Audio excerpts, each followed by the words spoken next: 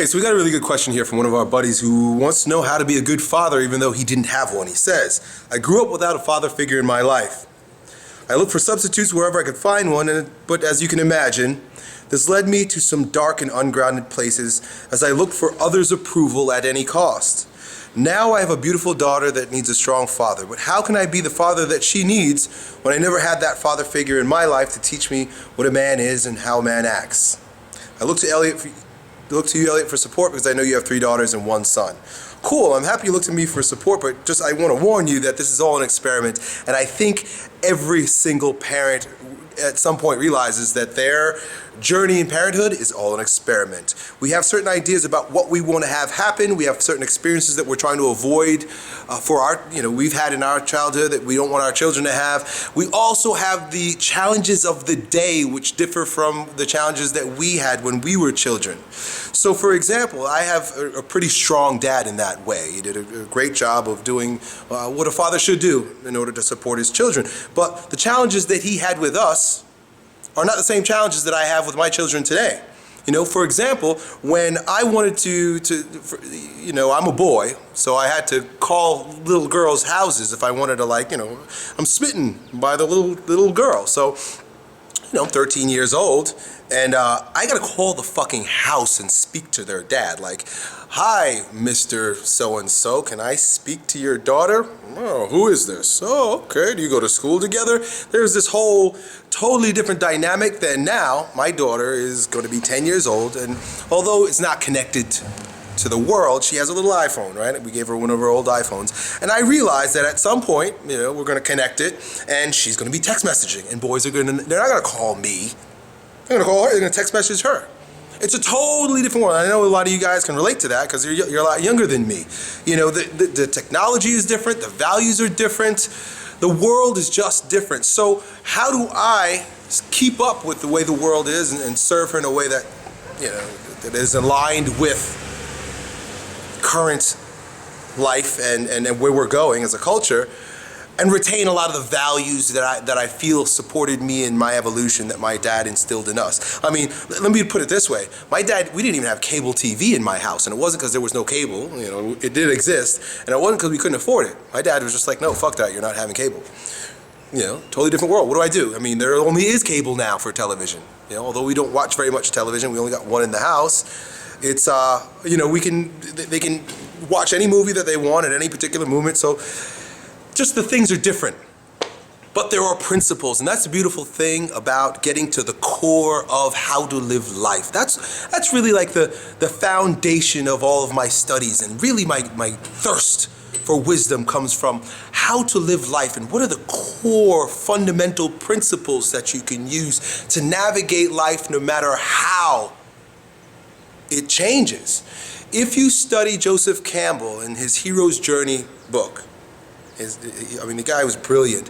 He will show you how there were certain principles that were upheld and propounded by our ancestors. He makes mention of Jesus, in that mythological way, Jesus and many of our other ancient philosophies and religions, and then makes reference to George Lucas and the Star Wars trilogy. Now, one is like old stories from our ancestors, shit that happened like before we had shoes, maybe not.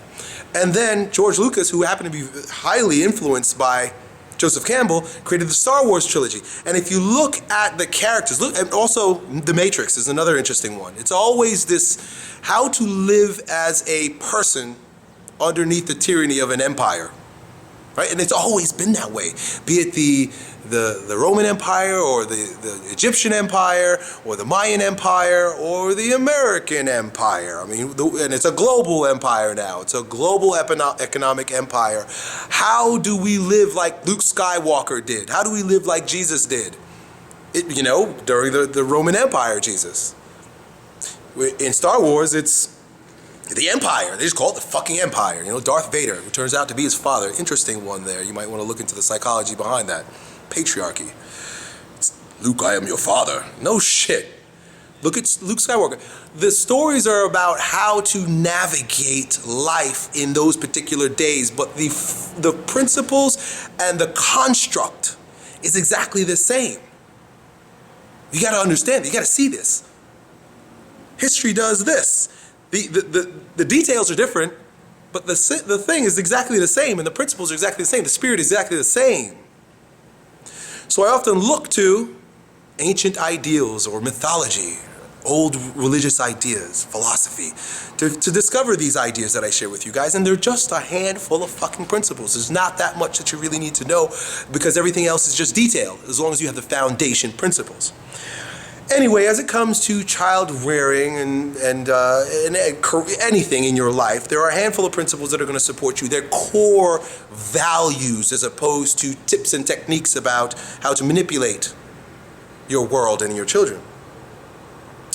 And I found a really interesting book, a really good book, because I looked for exactly what you were thinking about, which is a book called Strong Fathers, Strong Daughters. I mean, it was before my daughter was even born I bought this. I was like, oh, boom, I got to get it. And I truly believe that this book has some very sound principles about how to use core principles in order to navigate the development of a young daughter through the hands of her father in this day and age. Right? So the tips and techniques, again, are secondary, but the principles are those that you might even heard me talk about in other videos. And I'm just going to read the chapters to you here, so you can see exactly what you're going to go and get. I give the book my recommendation. I would say go get it if you have daughters. Chapter number 1: you are the most important man in her life, and for a long time, and perhaps forever, you will be in your particular way.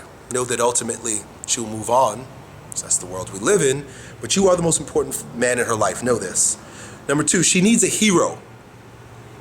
Number 3, you are her first love. Number 4, teach her humility. Chapter 5, protect her, defend her, and use a shotgun if necessary. Chapter 6, and by the way, this was written by a woman. Go figure, right?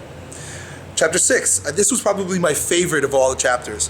It's called Pragmatism and Grit, 2 of your greatest assets. And pragmatism and grit is really the way she describes it in the book. And if you study the differences between men and women, the energetic differences between us,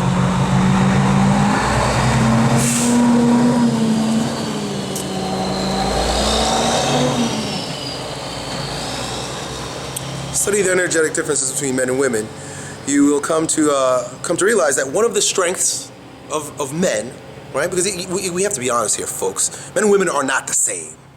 We're equal, but not the fucking same. And it's a good idea to take notice as to the differences that we have, and then build up, recognize, and use the tools that each one of us has at our disposal. And one of the things that men have a better propensity towards, this idea of pragmatism and grit. We're a little bit more analytical, more heady, right? That's why they say that man is the head of the family. It doesn't mean that he's a head of the family, like in front of the family. He's the head of the family. It just tends to be our particular nature. And when there are decisions to be made, pragmatism, just looking at things pragmatically, being objective. Women are far more subjective. Subjection is kind of a female thing. Feelings are associated with it, internal. Women's intelligence is more internal, right? Ours is more outward, right? Just look at the nature of the penis and the vagina. One takes in, the other goes out. But anyway, recognize that and use that. There are times when you have to detach from the emotional turmoil of the situation, her and her mother, so on and so forth, and be very pragmatic. And if you have a woman, I tell you what, you need a good wife. You need a good mother for her. To work with you in this way. You're solid teammates. You got to be on the same fucking page. Because if you come in with your pragmatism and grit, and you have a woman who's very emotional, but also very strong-headed too, it becomes a dick sword fight between you and your wife, and you don't want that to be the case. So all of this I should have prefaced by, make sure you got a good woman, a good teammate on your side here. And I am grateful for mine in so many ways. Chapter 7, be the man that you want her to marry. Great one. Ask yourself, is the behavior that I'm displaying, is my character which I am proceeding towards her with, the type that I would like to see in her husband? Chapter 8, teach her who God is. One that might be a little uncomfortable for some of you guys. Look, God is a concept, it's an idea, it is a story, but in very many ways it is a resourceful one if you know how to use it properly. Right? God is not something that you should be using to manipulate other people and or to proselytize and force other people. It's very violent. God is not something that you use to spread by killing others or with your demanding ideals and ideas. God is a relationship with the ever-present, omnipotent energy of the world. That's what it is. And the woman who writes this book happens to come from a Christian perspective, which you can appreciate, but also realize that, there's a lot of value to it. Right? I don't identify with any religion, but I do identify with the mythology of a God that has supported our consciousness, the stories that support our consciousness for generations. Chapter 9, teach her how to fight. Chapter 10, keep her connected. And when she says that, basically to nature, when she gives stories about, going camping, I take my kids camping, or watching the stars, things that keep her in touch with her nature.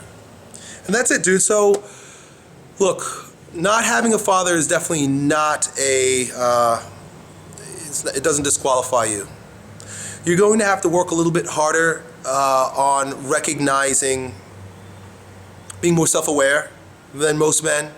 In fact, we all should be more self-aware, because sometimes I catch myself just being my father. And if I'm not self-aware, then I will repeat the things that I didn't like in him, when I'm with my children. But even for you, there weren't too many of those examples for you, so be aware of the way you're behaving. Read this book. It's going to be helpful. Continue to look to other men as mentors in that particular way about how you would like to be. I still do this. We'll be doing this for a long time. I love reading biographies because it gives me examples of men that I've come to admire and how they dealt with circumstances in their life.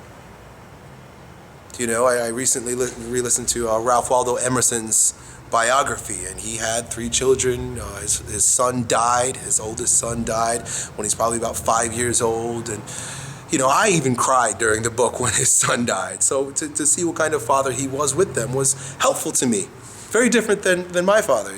My father grew up in a third world country and climbed trees and fished with his hands, and Ralph Waldo Emerson went to Harvard. You see, so it gave me different perspectives. Continue to do that. And that's it, man. You're going to be a great father. And the reason why I know you're going to be a great father is because you asked that question. You care.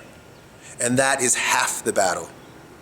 The fact that you care about doing the good job means you're a great dad. Done.